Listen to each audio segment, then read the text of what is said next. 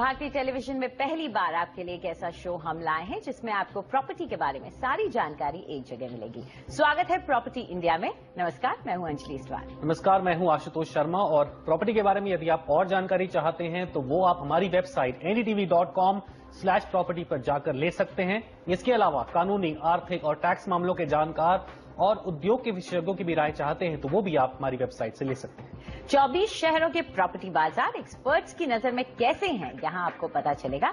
जानकारी ढूंढना भी बहुत आसान है। शहर, बजट या साइज के हिसाब से आप करने के लिए हमारे साथ श्री गौरव गुप्ता हैं, जनरल सेक्रेटरी राजनगर एक्सटेंशन और एमडी हैं एसजी एस्टेट से, और Shrimati Sarita Baloni, senior programme associate, safe Delhi campaign Jagori. आप दोनों का बहुत बहुत स्वागत है प्रॉपर्टी इंडिया में। गौरव, मैं आपसे शुरू करना चाहूंगा। ये बहस काफी लंबे समय से होती आई है।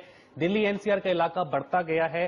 दूर दराज के इलाकों में डेवलपर्स ने प्रोजेक्ट्स बनाए, उन इलाकों में जहां पर कई हद तक पुलिस भी अभी ढंग से नहीं पहुंच पाई है। ऐसे इलाके में जब घर बनते हैं, रिहाइश होती है, तो वहां के लोग जायज सी बात है सिक्योरिटी चाहते हैं। तो डेवलपर क्या काम कर रहे हैं दिल्ली में नहीं, एनसीआर के इलाके में सिक्योरिटी सर्विस प्रोवाइड करने के लिए?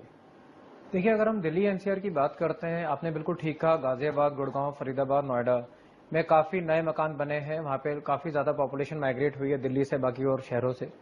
और यहाँ पे जो भी रहते हैं with in the society complex, तो हमारी सिक्योरिटी रहती है। 3 टायर सिक्योरिटी है, ईपीबीएक्स सिस्टम है, सीसीटीवी कैमराज हैं, गार्ड्स है। पर सबसे बड़ा क्वेश्चन पैदा होता है, एक इंसान जब अपने घर से बाहर निकलता है, ओवरऑल सिक्योरिटी और महिलाओं की सिक्योरिटी के लिए डेवलपर्स क्या कर सकते हैं। रिसेंटली हम लोगों ने राजनगर एक्सटेंशन में एक हम कंसेप्ट डेवलप कर रहे हैं जिसे हम कह रहे हैं कम्युनिटी पुलिसिंग का, जिसके अंदर राजनगर एक्सटेंशन के जितने भी बिल्डर्स हैं वो सब एक अपने रिसोर्सेज पूल करके कॉमन सिक्योरिटी की फैसिलिटी स्टार्ट करने वाले हैं, जो कि 24 आवर्स रहेगी। दिस इज एन एडिशन, जो वहां पे लोकल पुलिस है, आने जाने वाले जो लोग हैं उनकी सिक्योरिटी की जरूरतों को वो उसको पूरा करेंगे। उसके साथ साथ बिल्डर्स आज की डेट में लोकल एडमिनिस्ट्रेशन के साथ काफी प्रोएक्टिव हैं, जिसमें वो उन्हें प्रोत्साहित करते हैं, उन्हें एनकरेज करते हैं कि बढ़ती हुई पॉपुलेशन को देखते हुए यहाँ पे पुलिस स्टेशन, यहाँ पे ट्रैफिक पुलिस की फैसिलिटी मुहैया कराया जाए ताकि यहाँ के रहने वाले लोग सिक्योर फील कर सकें। जी सरिता, अगर हम देखें तो जब तक इंसान अपनी कॉलोनी के गेट के अंदर है, अपने रेजिडेंशियल डेवलपमेंट के गेट के अंदर है, तब तक वो सिक्योर फील करता है, वो सोचता है कि मैं सुरक्षित हूं। जैसे ही बाहर आता है उसको एक खौफ सा सताने लगता है, खास तौर पे महिलाओं को। तो आपसे मैं जानना चाहूंगी, इसके पीछे सबसे बड़ी वजह क्या है कि दिल्ली एनसीआर रीजन जो पूरा है वहां पर महिलाएं खास तौर पर असुरक्षित महसूस करती हैं? बिल्कुल, एक महिला होने के नाते मैं भी कई बार अनसेफ महसूस करती हूँ। और जहां तक मैं अभी भी टीवी में भी देखती हूँ और कई बार अखबारों में भी पढ़ती हूँ कि सीसीटीवी कैमरा लग चुके हैं, तो हमारी सेफ्टी बरकरार है। मुझे लगता है कि हम इतना टेक्निकल होकर सेफ्टी की बात नहीं कर सकते, हम सिर्फ सिक्योरिटी की बात कर रहे हैं। और जब हम सिक्योरिटी की बात करते हैं तो सिक्योरिटी हाँ ठीक है, लेकिन हम सेफ्टी की बात पूरी तरह से नहीं कर पाते, क्योंकि आप घर से बाहर निकलते हैं, आपने गेट लगा दिया, आपने एक गार्ड भी उसमें खड़ा कर दिया, लेकिन कहीं ना कहीं हम सिर्फ एक खास तबके की बात कर रहे हैं। और वो खास तबका ऐसा हो सकता है कि जो पे कर सकता है, जो अपनी सुरक्षा के लिए कुछ हद तक, कुछ लिमिट तक अपनी सुरक्षा को भुनाने के लिए कुछ पे करना चाहता है, वो कर सकता है। या कोई सेफ्टी पिन की बात करें या कुछ, अभी एक सेफ्टी पिन लॉन्च भी हुआ है हमारे यहाँ पे, तो कहीं ना कहीं जिनके पास फोन अवेलेबल है वो तो उस सेफ्टी का इस्तेमाल कर सकते हैं। पर जब हम एक कुछ अलग तबके की बात करते हैं, जैसे हम घरेलू कामगार की बात करते हैं, जैसे हम सड़क पे जो भीख मांगने वाले हैं उनकी बात करते हैं, जैसे हम रेहड़ी पटरी वालों की बात करते हैं, जैसे जब हम अस्पताल से आने जाने वाले लोगों या खासतौर पे महिलाओं या लड़कियों की बात करते हैं, उनकी सुरक्षा की बात हम किस तरह से कर सकते हैं। क्योंकि जो सीसीटीवी कैमरा है वो कुछ एक लिमिटेड जगह पे ही है, या फिर कुछ लिमिटेड खास जो उच्च वर्ग की जो रिहायशी कॉलोनीज हैं सिर्फ वहीं पर है। गौरव, यहाँ पर मैं एक और बड़ा सीधा सा उदाहरण रखना चाहूंगा। काफी लोग हमें लिखते हैं कि डेवलपर प्रोजेक्ट बना देते हैं, प्रोजेक्ट के अंदर 4 गार्ड या 5 गार्ड बिठा देते हैं सिक्योरिटी के नाम पे, और वहां पर सीसीटीवी कैमरा लगा दिए गए। मान लीजिए एक प्रोजेक्ट है जो कि एक एक्स सेक्टर में पड़ता है, जिससे थोड़ी ही दूर पर एक मेट्रो स्टेशन आया है, तो जो महिलाएं, कामकाजी महिलाएं वहां से रोज मेट्रो स्टेशन तक आती जाती हैं, वो ये कहती हैं कि रात के समय जब वो ऑफिस से आती हैं, मेट्रो स्टेशन से अपने प्रोजेक्ट तक आती है, तो बीच में कोई भी स्ट्रीट लाइटिंग ना होने की वजह से उनको काफी दिक्कत आती है। क्या डेवलपर्स का फर्ज नहीं बनता कि वो एक फीडर मेट्रो सर्विस ही शुरू कर दे, मेट्रो स्टेशन से लेकर प्रोजेक्ट तक लोगों को लाने ले जाने का? क्या यही थोड़ा सा अनुचित होगा डेवलपर से एक्सपेक्ट करना? देखिए, ये बिल्कुल अनुचित नहीं होगा डेवलपर्स से एक्सपेक्ट करने के लिए। डेवलपर्स अगर ऐसी कोई फैसिलिटी स्टार्ट करते हैं तो ये ना ही एक उनको एक सोशल अपलिफ्टमेंट देता है, बल्कि it's a part of corporate social responsibility as well, जिसमें वो एक डायरेक्ट फैसिलिटी प्रोवाइड कर रहे हैं अपने ही प्रोजेक्ट में रहने वाले लोगों के लिए।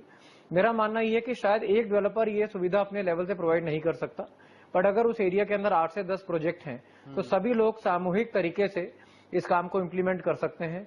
मैं यहाँ पर आपको कहना चाहूंगा, हमने राजनगर एक्सटेंशन में इस चीज को प्लान किया है और मैं सोचता हूँ बहुत ही जल्द इसको हम इम्प्लीमेंट भी कर देंगे, जिसमें हम 2 बस सर्विसेज स्टार्ट करेंगे जो कि पूरा दिन वैशाली मेट्रो स्टेशन से फीडर बस सर्विस का काम करेंगे।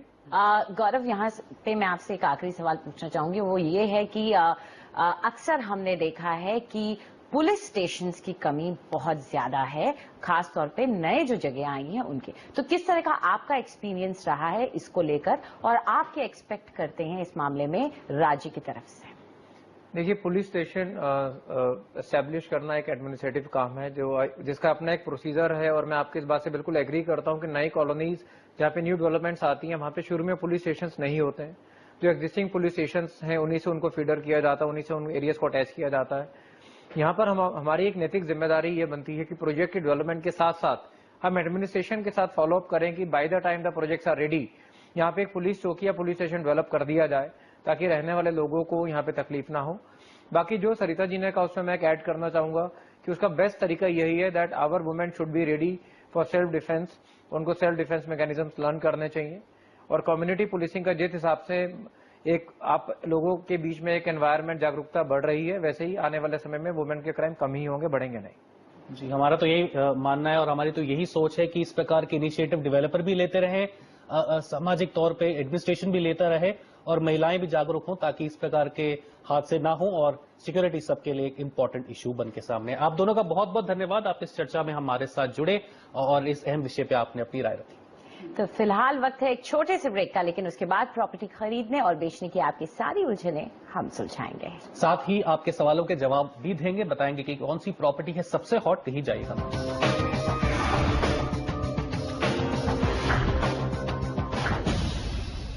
आप देख रहे हैं प्रॉपर्टी इंडिया, जहां हम आपको वो सारी जानकारी देते हैं जो देश भर के प्रॉपर्टी बाजारों से आती है।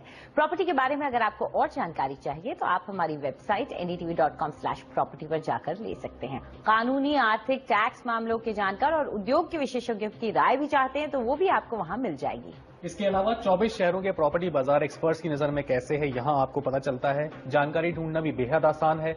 शहर, बजट या फिर साइज के हिसाब से आप अपने पसंदीदा प्रॉपर्टी देख सकते हैं। फिलहाल हम जो आंकड़े आपको दिखाएंगे उन्हें बहुत गौर से देखिए, नोट कर लीजिए। ये हमें प्रोपेक्विटी से मिले हैं, जो देश की जानी मानी रिसर्च कंपनी है। तो तैयार हैं आप अपने सवालों के साथ, क्योंकि हम आपके सवालों के जवाबों के साथ बिल्कुल तैयार हैं। और ये जवाब देने के लिए हमारे साथ हैं प्रॉप इक्विटी की हेड ऑफ ऑपरेशंस वैशाली पावा। तो चलिए शुरू करते हैं पहले सवाल के साथ। हमारे साथ महेश पारीक हैं इस वक्त। महेश, पूछिए क्या सवाल है आपका। Hello, good evening